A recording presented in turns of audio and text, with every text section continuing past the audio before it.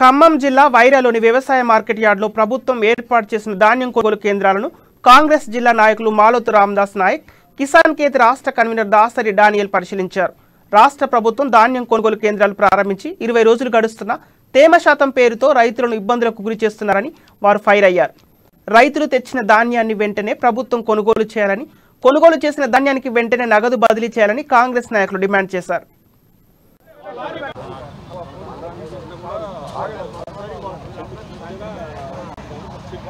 రైతులు ఏడుస్తున్నారు. కానీ ఒక పక్క బత్తాలు లేవు, ఒక పక్క కొనుగోలు కేంద్రాలు లేవు, రెండో పక్క శాతం రావట్లేదని, మూడో పక్క కొనే పరిస్థితి లేకుండా ట్రాన్స్పోర్ట్ లేదని రకరకాల ఇబ్బందులతో రైతులు చాలా ఇబ్బంది పడుతున్నారు. ఒక పక్క తుఫాను వచ్చి నానా ఇబ్బందులు పడుతున్నారు. రైతులు కళ్ళల్లో పోసుకొని పట్టాలు లేక, పట్టాలు సప్లై లేక రకరకాల ప్రాబ్లంతో చాలా ప్రాబ్లం చేస్తున్నా కూడా అధికార యంత్రం కానీ ప్రభుత్వం కానీ ఈ రోజు వరకు కూడా స్పందలేదు. నిన్న మొన్న మేము దాసాపురం నుంచి సిరిపురం వరకు కూడా తిరిగితే రోడ్ల మీద లబ్బు నడుస్తున్నారు.